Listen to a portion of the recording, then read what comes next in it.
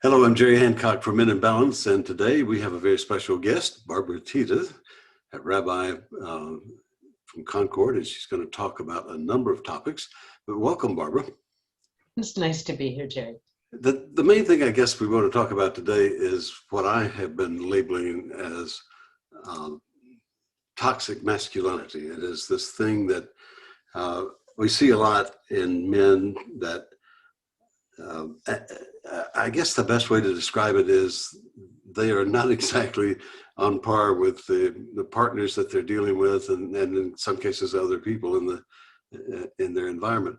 But as I've learned from you and watching you on other YouTube videos and so forth, this goes back a very long way, certainly to biblical times, right?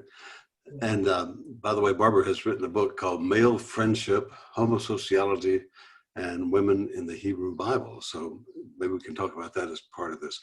So let's just get into that. I mean, can we really tag this unpleasant male behavior back to as far as the Bible? The book that I'm now working on is called Rape in the House of David, A Company of Men. And in that book, I argue that in fact, what we see in biblical texts of what many Christians will call the Old Testament, what Jews will call the Tanakh, and what I will call, as a professor of religious studies, the Hebrew Bible, called thus because it's mostly written in Hebrew. And that book actually argues that the texts present us with an ancient rape culture.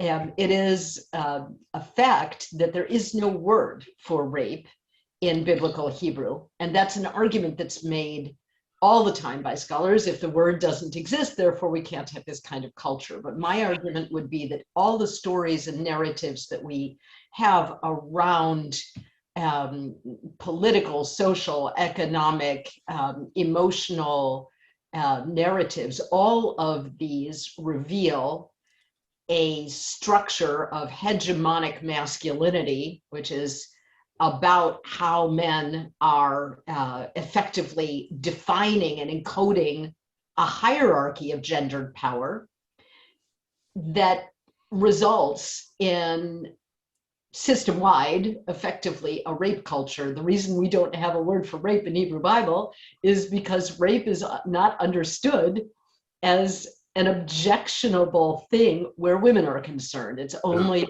a problem in terms of your relationships with other men. Yeah. Right.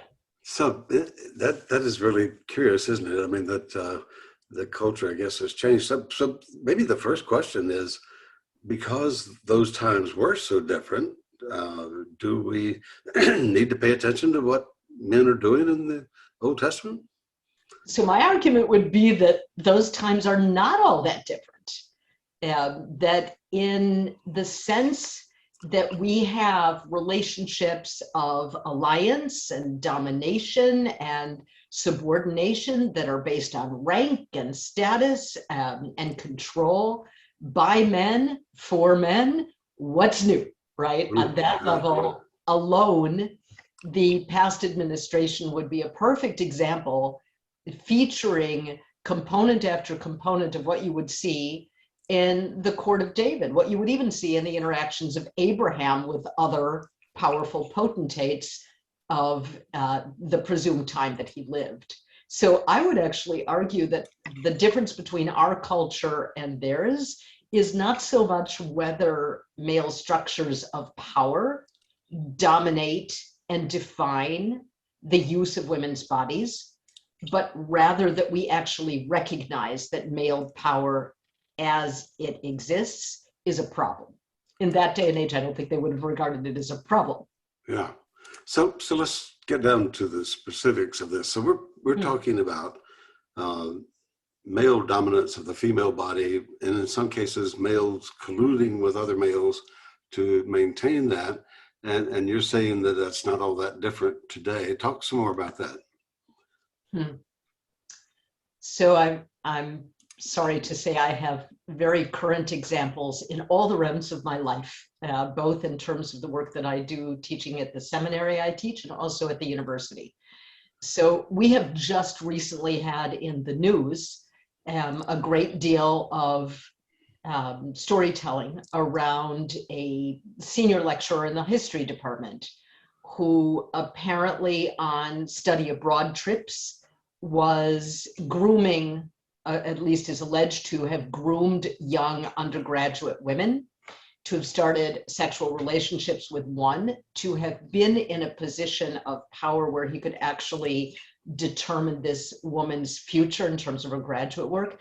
And one of the things that we discovered is that when one of these women went to complain to a male department chair, this was all effectively buried, right? And it was continuously sort of swept under the rug by a number of male authorities, even to very recent times, so that there is now a spreading awareness and knowledge about the way in which various male supervisors of this particular trip were at least permitting, colluding, and encouraging an atmosphere where students got drunk at night with the supervisors, where there were comments by male supervisors about female bodies, and where this senior lecturer would find a home in a world that would effectively make developing relationships with these younger students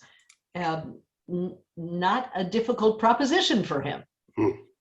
So it's a current example UNCC is going through right now. Yeah.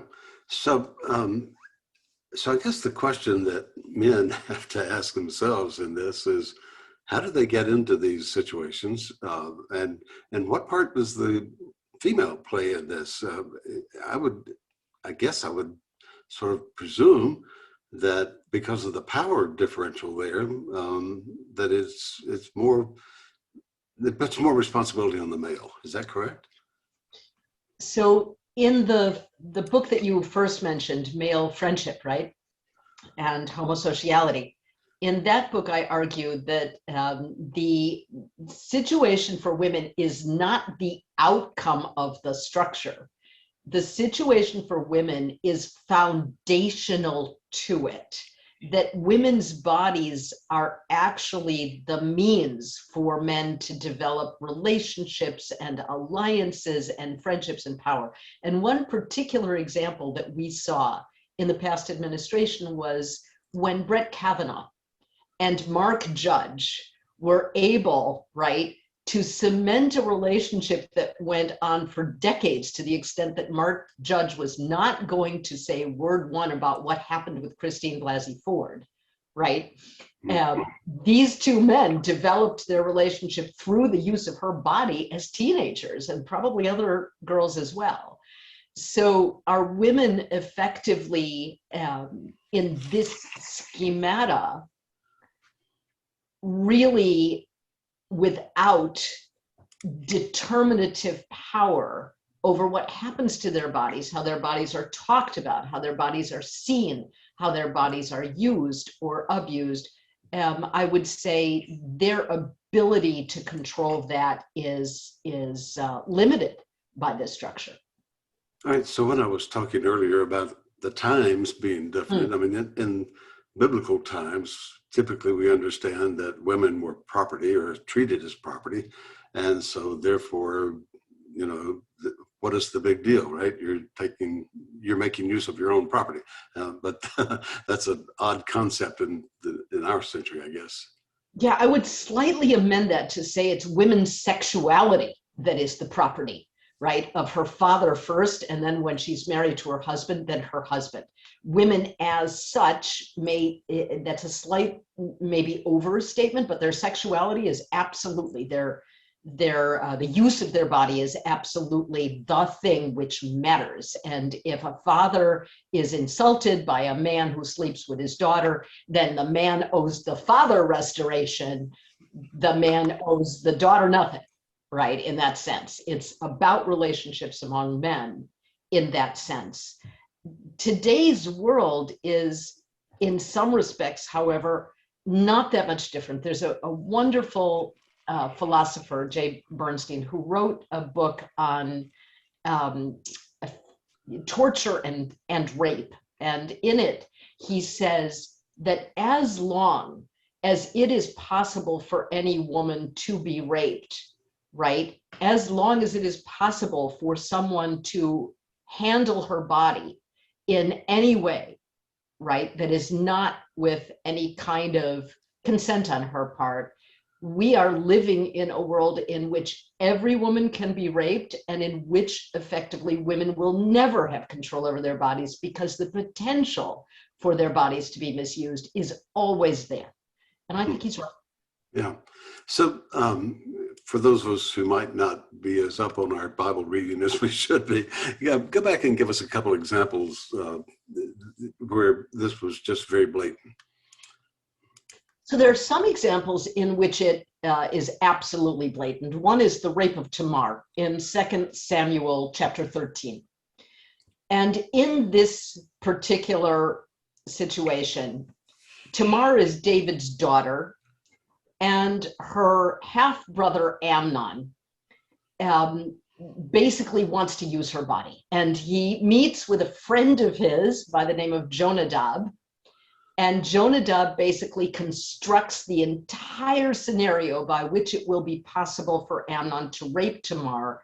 And pieces of that scenario include bringing David, King David, in to grant permission, to grant part and parcel the conditions for the setup of Tamar. Is David suspicious? Possibly. Does he go along with it? Certainly. The initial stages before Amnon actually rapes Tamar, a number of men are in the room, and Tamar is made to basically be kneading and cooking and baking, all the things that you can imagine become a kind of visual experience. And one of the things we find even in today's world is that men have a tendency to enjoy sharing certain kinds of vicarious experiences around women. This is the kind of moment when two men are talking about a woman's body, right? Yeah. So all these men observe and watch the exchange, probably full in knowing what's likely to happen. Amnon kicks them all out. How far they go is not made clear, because right after that, he rapes Tamar over her protestations. And within seconds after the rape, he wants her out, calls her this, right? Get this thing out, calls servant in to take her out. So the servants are nearby. You sort of wonder, what have they overheard? What have they listened to? And her own brother Absalom meets her mysteriously. He shows up at just the right time. I have all sorts of theories about what's going on here. And he tells her, don't say anything because he's your brother. You can't say anything about it. This woman's life is completely over according to biblical understanding. She can no longer marry anyone. She can no longer be the wife or the mother of anyone. And she goes to live, as the text describes, desolated in her brother Absalom's house, right? And there's no restitution made to her. In the end, Absalom uses this whole thing as an excuse to take out Amnon and try to mount his own challenge to the throne of King David. So that's an obvious example, but there are less obvious examples. The way Abraham basically pimps his wife to first Pharaoh and then Abimelech is quite a scenario, because you can use your wife, you can trade her body, and what you can get out of it is money and power and more servants and more wealth. And that's what happens in both cases. I'm just guessing most of us have never looked at the Bible that way. I mean, we see those stories and we never think about that. But I wanted to mention something. You did a program on this a few weeks ago at the Davidson Presbyterian Church. And one of the audience members on a Zoom call found it within himself to confess to some things he had done that were inappropriate in their behavior toward women. And I'd like you to talk about how that struck you, first of all. And secondly, how can we as men look more introspectively at ourselves about the behaviors that we may have taken for granted? That was one of the most moving moments in now 40 years of teaching that I've ever had. That this man took the opportunity to say, yes, I know what it is to chuckle and laugh. I know what it is to bond with other men over languaging around women, over objectifying women over the use of women. It was an incredible moment, and a moment which really taught me what could be done, where you could go. So what would I say that men could do? Well, first of all, I think really looking at these narratives and asking who has power, who has voice, and what is the aim and the outcome. The aim and the outcome of chapter 12 and chapter 20 in Genesis is that Abraham goes away richer than he started, and that the foreign potentate, whether it's Pharaoh or a local Canaanite king, gets humiliated and embarrassed. And in the process of doing that, it is Sarah's body that is put absolutely, utterly at risk, and she never has a word to say about it.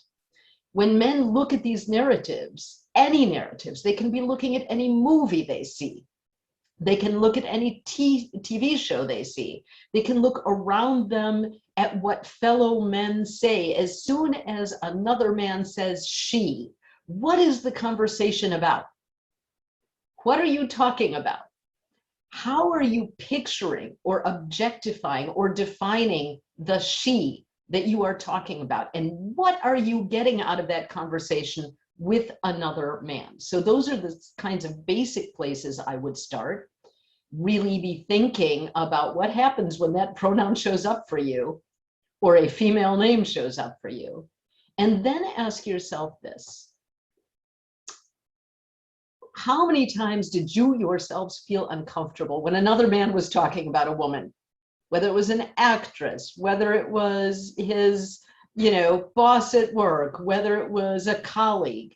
How many times did you notice something felt a little odd, a little uncomfortable to you?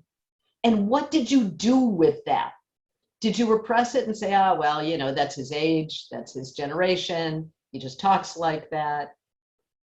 Did you try not even to notice it? Even young men are inclined to saying some pretty extraordinary things these days.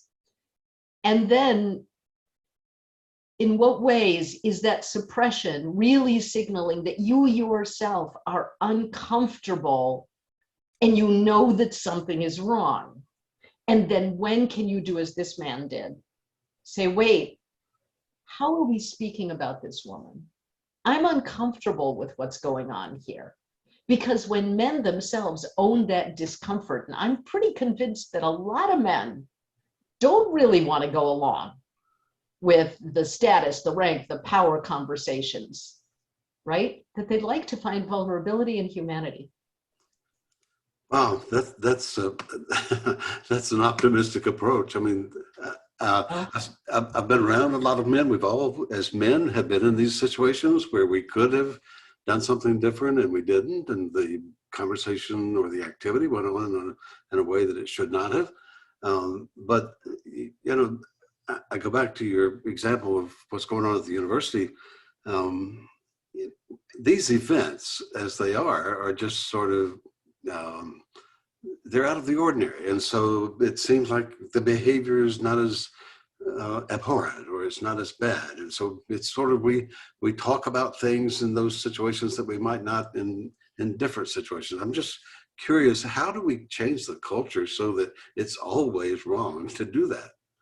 Mm-hmm. Well, a primary problem here is the danger of speaking out if you're female. There's a whole bunch of statistics. If anybody's interested, they should. I think that men could afford to read Kate Mann's book entitled, because that book lays out how statistically women will suffer all sorts of repercussions if they speak. And I can say that I myself know what it is to be driven out of a job because I was unable to speak about an abusive male in that world. And that became so dangerous. It was so clear to me that I had to leave that job. And even now, where there's, investigation going on, I can tell you that every woman who has been, that I've spoken to, that's been involved with this unfolding situation, has had anxiety around speaking out loud. What's going to happen when she's reviewed for promotion, for tenure? Could there be repercussions here? what is her reputation going to be? Alone, I just really want to get this out here. Alone saying, I have been the victim of rape or sexual abuse. As a victim, you think that people are going to look at you differently. They'll look at your body differently. They'll think about you differently. This is horrifyingly, frighteningly difficult to do. So the basic starting point is really, can we give permission to speak openly about the repercussions of sexual dominance, sexual abuse, and sexual violence? And that is not yet an easy thing it's never going to be easy, but making this permissible without it having repercussions, I really would suggest people take a look at Entitled, that if men could read how women are writing about their circumstances, that would be useful. So, so this is larger than the Me Too movement. But I talked to a psychologist on this same program a few weeks ago who said that fully 2/3 of women have suffered some psychological abuse at the hands of men. Does that seem about right to you? Does that seem high or low? I'm not a scholar of this particular statistic, but I certainly remember that when the Brett Kavanaugh and Christine Blasey Ford thing unfolded, I was standing in the hallway, and a number of my female colleagues and I sort of gathered in this little section, and we were talking about it. And I mentioned that as I was listening to her testimony, I would do a little check mark. Did that happen to me? Check. Did that happen? Check. Did that check? And then all the things that she didn't express, check, check, check. And every single one of these women had their own checklist. Every single one. So, have I ever known a woman who has never experienced some kind of emotional or physical assault of some kind at the hands of a man? No, I haven't. There may be some out there, and I'll be grateful to know, but I haven't known any. So that gets us back to talking about the culture and how how this culture promotes a lot of that. But I'm just putting myself back in some situations that I have found myself in over the years, and you think, okay, so there's this woman who's attractive to me. I'm single, she's single, so it's an opportunity for us to meet. But the sad thing is, we're never taught how to respectfully talk openly with a woman in an introductory phase. I mean, most men think the way to get something started with her is to make a pass at her, right? And so however she responds to that might determine where the relationship goes. But surely there's a better way. Oh, yes. My son has now been happily married to a most amazing woman for about 5 years. And they met, as so many young people do these days, via a dating app. And there's all sorts of negotiation that goes around, the first meeting. And the first meeting that they had, the weather turned absolutely viciously cold, and they were near my son's apartment. And so he suggested that they go there and talk, and he manifestly made it clear, and we're just going there, and this is all we're doing. We're getting to know each other. That's all that happens here. And they sat down and talked about the poetry of Theodor Rutge for some time. And, then he walked her out to wherever, right? It's actually, I think, not as hard as we think, because really getting to know another human being can begin with getting to know what kinds of things they like to think about, right? Just find out from whoever you are with, what are the things that you like to think about?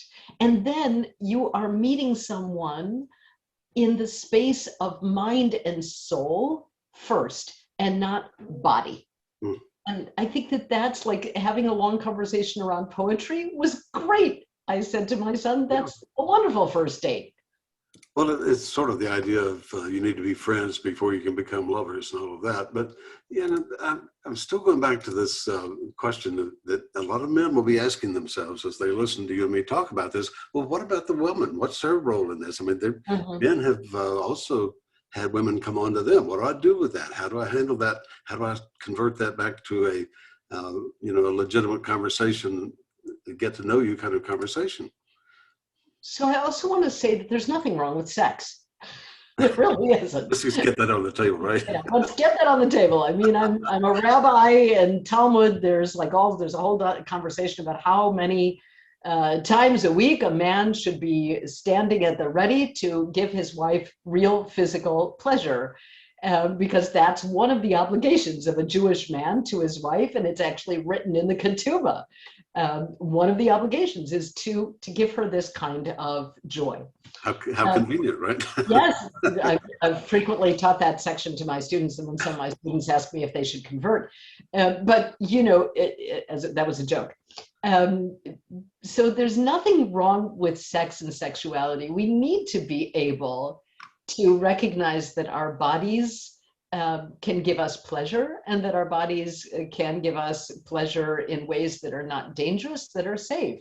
If a woman is interested in making love with a man, she ought to be able to say so, and she ought to be able to signal that. There's no question. Now, he does have to, I think, make sure that that's clearly what she wants, because there are all sorts of ways in which we move and express ourselves sexually that don't necessarily mean, and I want to go to bed with you right now, right? So you have to negotiate this with care and with respect.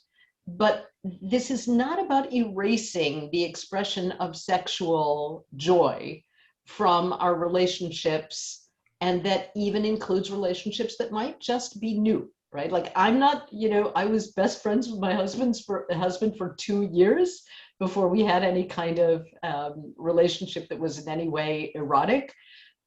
That's not my style, but it could be somebody else's style, right? And women ought to be able to express themselves sexually, and men too, in ways that are safe for both sides. Well, so Barbara, that implies that men are capable of very subtle and sophisticated conversations at a moment where they may not be thinking very clearly. So how do we get around that? I think that the not thinking very clearly, by the way, is also complicated for women, right? We think it's just a male problem, but no. I mean, sexual expression, sexual urges can frequently, some stuff is going on in your brain. Without making this mechanical, I do think it's important to think about consent as an operative question. Now, consent doesn't exist in Hebrew Bible. Women have no right to consent or not consent to the sexual use of their Bible. We've learned better. We've learned that consent is a thing. So checking in with someone, does this feel right to you? Does this feel good to you? Right? You can do that on either side. And being able to verbalize is a key part of that. Well, it's an interesting conversation, and I hear what you're saying, and I agree with that. I'm just thinking how many men have been taught that women are to be exploited. I mean, they are there for the taking. They are whatever. There is, and I come back to, do women tell their sons how to approach another woman? I mean, that's a real question for me.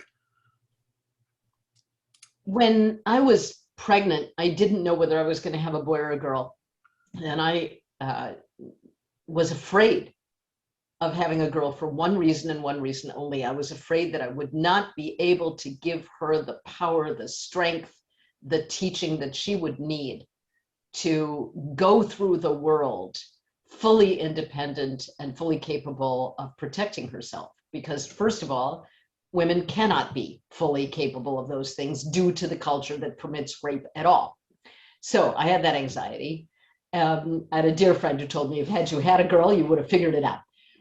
But I had a boy. And one of the things that I did with Eric early on, was speak to him about his own body, was speak to him about his body being sacred, about his body being his own, that nobody had the right to touch him in any way that made him feel uncomfortable. So I put this first in terms of his own body. And if you tell your son, nobody gets to touch you in a way that makes you feel uncomfortable, then you are sending a signal already that nobody gets to touch anybody in a way that makes them feel uncomfortable. And so as he got older, then we had some frank conversations around the ways in which oh, please excuse me, hold on one second. Oh, but I didn't unplug my phone. Yes, so when he was in his teenage years, we did have conversations about how to be respectful and careful around everybody's body, that our body, our skin, right? Just the touch that can be loving and the touch that can be invasive. So we had those kinds of conversations quite openly. Yeah. That's wonderful. Good. It's good to hear. You know, as a father of two daughters, I had those anxieties when they were growing up. You know, I mean, and I may have erred on the side of doing too much, but I tried to talk to them pretty openly about that sort of thing. I'm glad. And I feel like it paid off. But it's not easy. I mean, you just you have to really screw up your courage and blend it, to do that. Yeah. Anything else you'd like to leave as advice for men who may be struggling with this issue or who have been maybe themselves victims of exploitation? Oh, yes, because that happens too. I want to really end by saying that we first should understand the dedication to the book that you mentioned. It reads, to Ralph and Eric Henning, Men Who Heal. One of the things I have discovered is that there are places where men themselves can actively heal the women who surround them by listening to them, by hearing them, by reaching out and asking them, tell me your story. When the Me Too movement hit, we all did Me Too because there was a range of stuff we all knew. If every man went to the woman that he knows best, and then to every other woman that would be comfortable and said, can you tell me your story? Can I listen and witness to your story? They will not only learn the nuances of domination and disrespect and hegemonic masculinity and toxic masculinity. They'll hear the nuances the more they listen, but they will also heal the woman by listening in the first place. That's an important concept. I mean, that's just an amazing concept, actually, that most men don't even have a thought about. But but this idea that we can complete someone else's soul by opening our own soul and listening honestly to them and sharing that way. If every man in America once every month listened to a woman's story and really listened and really did that work of healing, I think that kind of learning about that discomfort that they probably have felt or the places where they've colluded will become more and more natural. So it's not just men talking to men, which is also a very key element, which I would also advise. Men need to say, where have I participated? Yeah. Right? But listening to women will actually initiate the healing of the women and, by the way, the healing of the men, because toxic masculinity is not good for men either. Let me just put it out there. Wow, Barbara, thank you for your openness and your willingness to talk about this and your help in getting men to look at themselves and think about their own behaviors, and especially as it relates to women in all aspects of life. Barbara Thiede, who's an adjunct professor at the University of North Carolina at Charlotte and the author of Not an adjunct, though. I'm a full-time. I have full-time, okay. Sorry. And also, there are numerous other YouTube videos of Barbara on YouTube. So if you like what you heard today, you might want to search out some of those. Once again, thanks for joining us. I'm Jerry Hancock from Men in Balance.